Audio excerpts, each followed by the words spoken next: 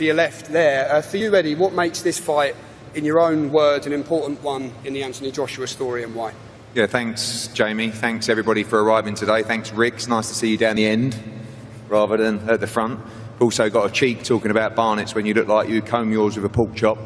But wait, well, let me ask you this, Eddie. We know that you hair dye. Wait. We know that you dyed the curtains, but you also dye the drapes as well. Please, yeah. There's no dyeing here, but you got some front wearing that clobber. But I'll tell you what, they give you a couple of reals. You'll say whatever you want. But it's nice to see you where you should be, down the end. Anyway, on to the real stuff. We're very proud. I think this is, they call this the comeback, which is quite strange because it's only really been 6 months since we saw AJ in the ring in December.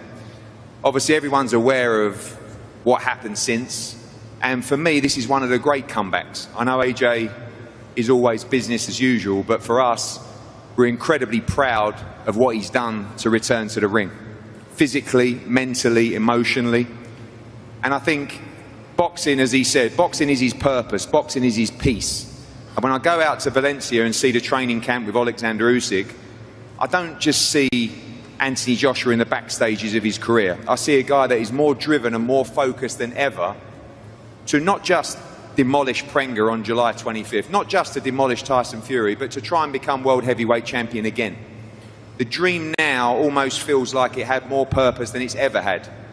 And as his promoter, as his friend, we're unbelievably proud of him. And there's a lot of media here today that talk about AJ carrying the sport of boxing. This was never his intent, but the reality is, the fact is, the reason that we're here, the reason that we have Riyadh season, these big heavyweight matchups, is because of the energy and the purpose and power that this man injected into the sport over the last 15 years.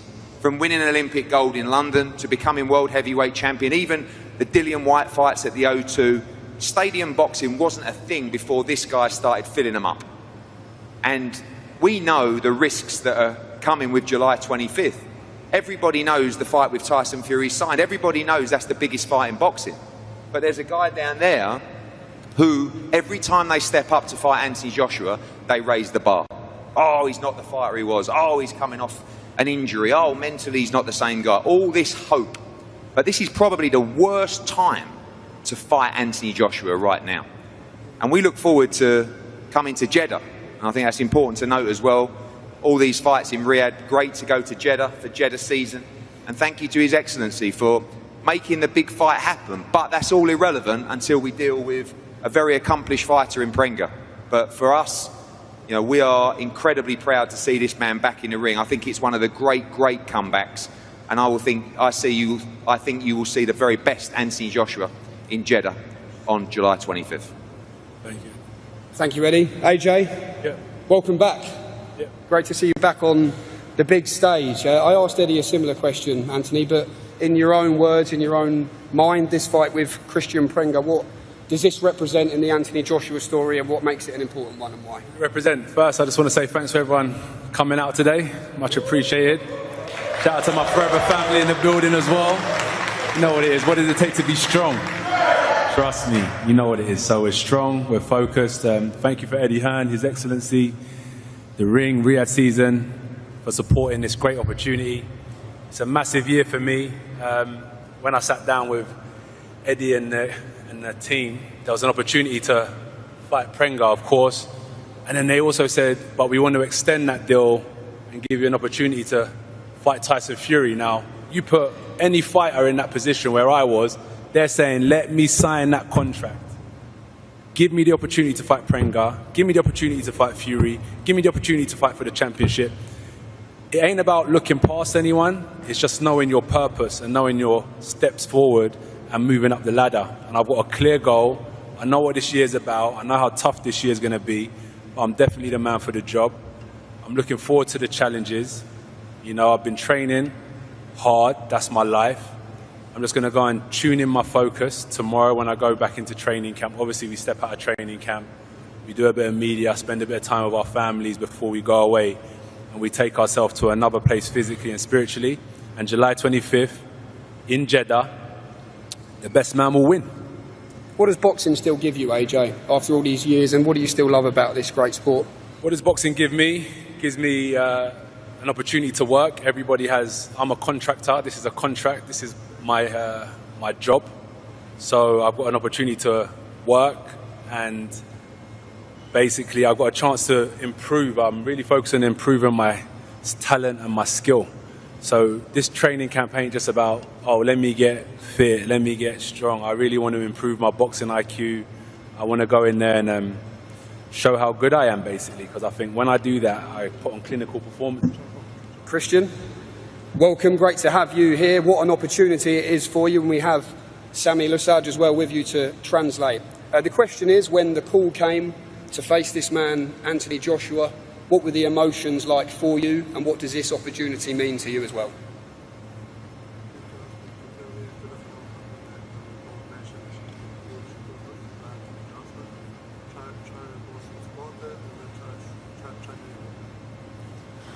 Hello, everybody. To be honest, when my manager is calling me, he say, "You have big opportunity. You're gonna fight AJ." First, I don't believe it, but I say, "Let's go. It's my time now." I respect him. He's a great fighter. I watch him from the first fight. Always. I grew up with him. But everything you have sometimes. I think now is my time. I need to show the world.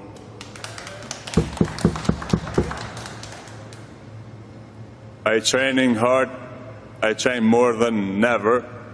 I'm feeling great. I'm feeling ready.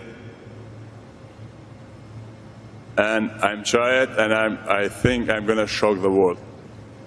Okay, thank you, Kristian. But just going to hear from Team Prenga as well before we work our way back to AJ and Kristian Prenga as well here at the press conference. Sami, welcome. In your man, Kristian Prenga here, how do you believe he will shock the world on July 25th, and how good is he? Tell the world how good your man is. Yeah, sure. Well, I met Kristian a long time ago, and we've been friends for a very, very long time. And when I met him, maybe like a month after we first met, I changed his name on my phone as the champ. And there was a reason for that. He was in camp. The way the man trains, his dedication, his fierce on the ring, I saw it in his eyes and in his heart, and I knew that big opportunities are going to come, and here we are today, and there's a lot more to come.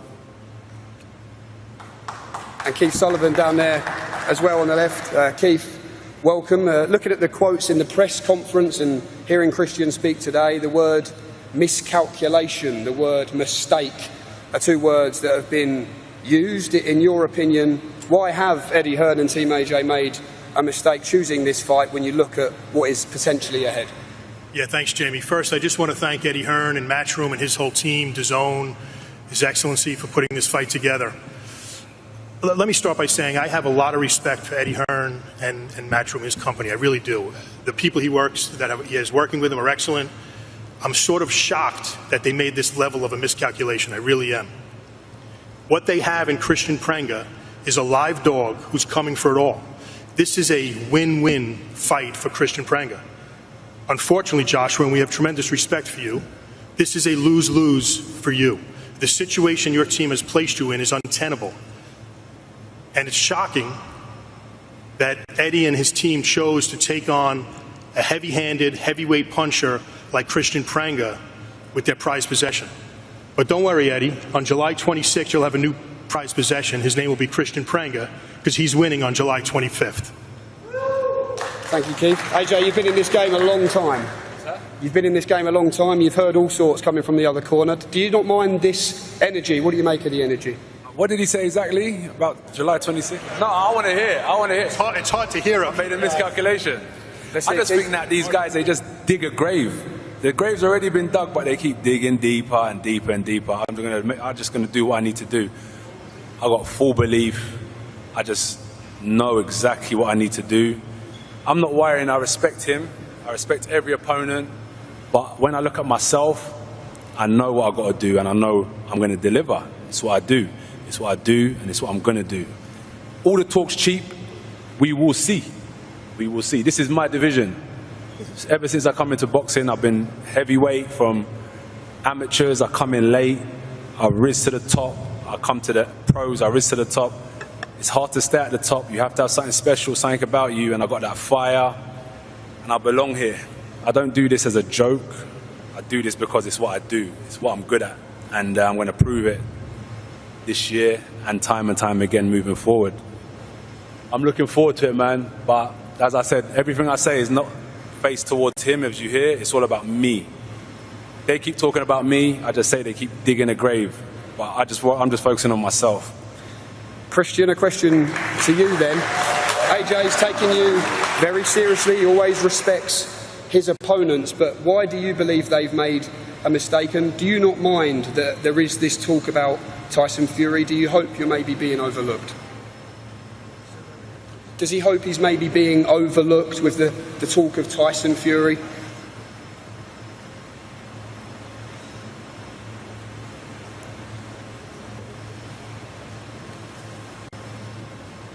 Sorry, I can say in English again. Yeah.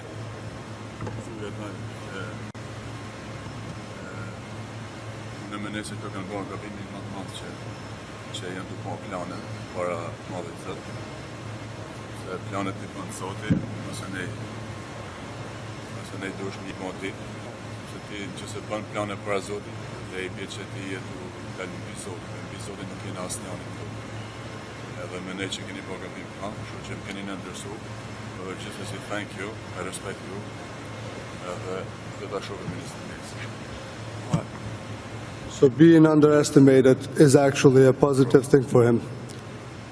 He says planning before God, it's trying to be bigger than God, and no one is.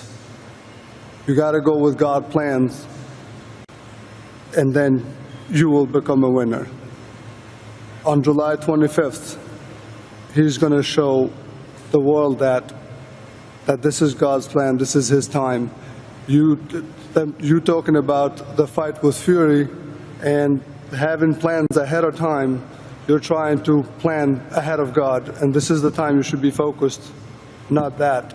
So yes, I'm glad that you're underestimating this. For you, AJ, when you look at your career, you're a student of the game. You said in your opening statement there, you're always looking for ways to improve. What have been the main things you feel you've improved on since you linked up with Team Usyk and the guys, and what's making it work for you at this stage? Fitness, not just fitness for running, but boxing fitness. IQ, when I say that, I mean like defense. I understand it. I know I can really read punches again. My eyes are fully locked in and just my focus. I can just see it again. I can see the punches. I can read the opponent really well. Just my mind's just like that. No, not really focused on too much other stuff. I'm going to respect everything I do when it comes to boxing and really give my respect to my opponent and his team, but I'm going to respect the sport of boxing, and that's what I've improved, is just my focus. I think when you align yourself, there's a certain level of energy that it takes to be a championship fighter, and you can't be anywhere underneath that if you want to be good. When you align your energy to that, everything becomes easy. And that's basically where I put my energy again, fully in boxing, and I'm fully focused, and that's why I feel myself improving again. And you've always wanted to give back to the fans, as I said there, AJ. I'm sure every time you're stopped in the street by a fan, they ask you, when are you fighting Tyson Fury? How pleased are you, though, that we're nearly there? I know, look, full focus to take care of, but it's something you've been asked about for so many years. How pleased are you for yourself and for the fans that we're very nearly there to seeing it? I'm not pleased because the pleasure really comes after victory. Signing a contract doesn't mean nothing. Putting your name on a contract doesn't mean anything. The real pleasure comes from being victorious. As I said, it was nice, obviously, when I sat down with the team and they looked at my... You have to put, like a good manager will put a roadmap in front of a fighter and say, well, look, this is what point 1 is, point 2, point 3, point 4, and it gives us purpose and focus. I know what my year looks like, and but ultimately, my opponent here, give him the respect, fight hard, fight to win, and then you're saying Fury, brilliant. Everyone can cheer and talk about it, but the winning is the true success. Everything else does not matter. Winning is the only true success. All of this stuff here for me is fun. It's a good day to be at the gym, but winning is my focus. That's what I want to do. I want to win, win, win. I want to win. Last couple then, Kristian, just tell Anthony Joshua, tell the world, how do you believe you win this fight on July 25th? 20 knockouts in his 20 wins. What has he seen in his mind?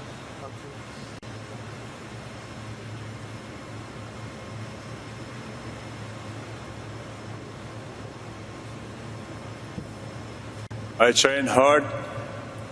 I'm ready. And I'm sorry, I'm not good at talker. I'm not the talker guy, but I'm a puncher guy. And I'm Albanian. I promise you, if I catch you, you never feel that my punch. It's good. I like it. I promise you, brother. I respect it. I respect you too. You're a great boxer, you're a great fighter, but in the ring, I don't have respect for my father. You know, you don't have no respect for the fighter. No, he respects you as a fighter. Okay. I respect you a lot. You're a great fighter, ever, brother, but in the ring, I don't have respect for nobody. You know, when I was taking my notes, when I was watching you, one of the things I said, I swear to God, I said, I want you to show me no respect. And this is perfect for me. So thank you. I want you to come in the ring and give me no respect and try and do what you think you can do best, because across the ring is someone who will be doing the exact same. I'm going to do my best, my brother. Good luck. I promise you. Good luck. Thank you. Final word to you, AJ. What's the mentality when the opening bell rings? How do you ultimately see yourself beating this man? Well, as I said, my focus is improving my skills, improving my ability. We're going to do some really good sparring, and I'm going to, obviously boxing, especially heavyweight boxing, I'm going to show my class. That's number one. Your skill, your boxing IQ is primary, and then secondary is, as he said, we're going to punch with bad intentions, and I'm going to bite down on my gum shield and plant my feet into that ring canvas and turn my hips, and I'm going to hit him hard and see if he can survive my power shots as well. Okay, well, we cannot wait, can we, for this one, July 25th, live worldwide on DAZN. Anthony Joshua versus Kristian Prenga. The comeback, mainly the final hurdle to the big one, which we'll finally see. Hopefully all going well for this man, Anthony Joshua, on July 25th, but Kristian Prenga has big plans of his own. Thank you very much for joining us this evening. I believe we are going to bring both gents